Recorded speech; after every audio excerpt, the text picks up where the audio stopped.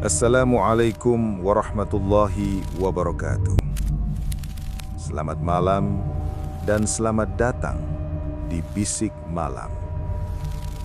Tempat di mana cerita-cerita gelap yang jarang dibicarakan di siang hari kita dengarkan bersama dalam keheningan malam. Cerita yang akan kamu dengarkan kali ini bukanlah cerita karangan semata.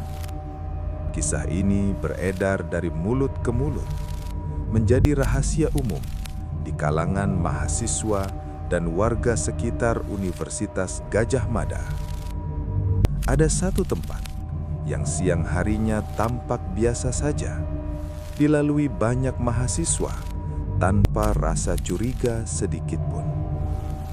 Namun, ketika malam turun dan lampu-lampu mulai redup, tempat itu berubah.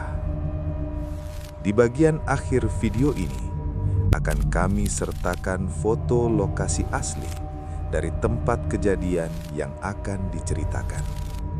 Maka dari itu, kami sarankan untuk menyimak kisah ini dari awal hingga akhir.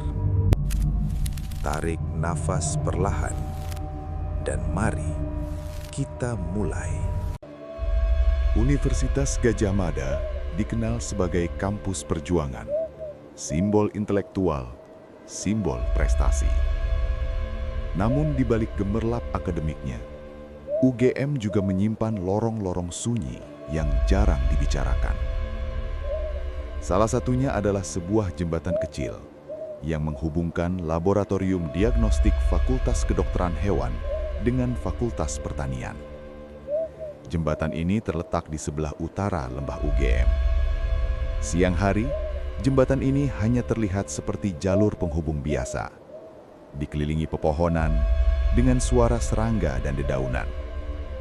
Namun malam hari, tempat ini berubah menjadi sunyi yang tidak wajar. Lampu penerangan tidak terlalu terang. Bayangan pepohonan jatuh panjang ke permukaan jembatan, dan suara air di bawahnya terdengar lebih jelas saat tidak ada siapapun yang berbicara. Beberapa mahasiswa mengaku setiap melewati jembatan ini sendirian pada malam hari, ada perasaan aneh, seperti sedang diperhatikan, bukan oleh manusia. Cerita ini sering dialami oleh mahasiswa yang pulang larut malam, entah dari praktikum atau sekedar menyelesaikan tugas. Saat langkah kaki mulai mendekati jembatan, di kejauhan terlihat sosok seorang wanita. Berjalan pelan, rambutnya panjang, pakaiannya sederhana. Awalnya tak ada yang aneh, banyak yang mengira itu mahasiswa lain. Namun jarak tidak pernah benar-benar mendekat. Sosok itu selalu berada beberapa meter di depan. Langkahnya ringan, tanpa suara. Dan ketika mata sudah mulai fokus, wajahnya tidak terlihat jelas. Kabarnya sosok wanita ini dikenal dengan nama Rohana, nama yang entah sejak kapan menjadi bagian dari cerita jembatan ini. Puncak cerita selalu sama. Saat sosok wanita itu sudah berada di tengah jembatan, dia akan berhenti. Diam, membelakangi siapapun yang melihatnya. Lalu, tanpa suara, tanpa teriakan, sosok itu melompat ke bawah jembatan.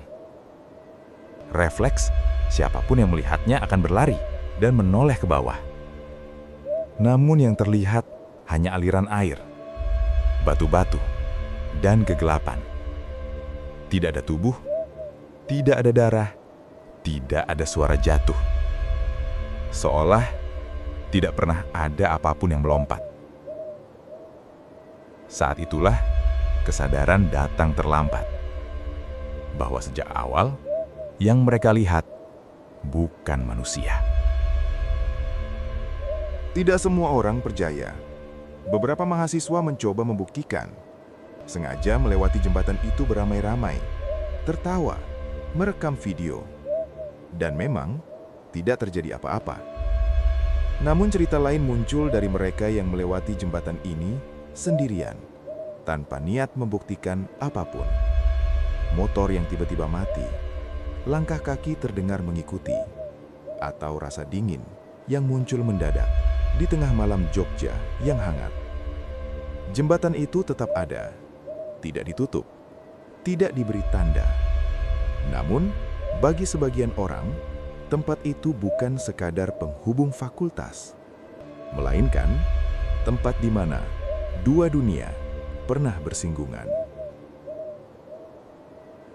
Kisah ini boleh kamu percaya, boleh juga tidak. Namun, cerita-cerita seperti ini tidak pernah muncul tanpa alasan.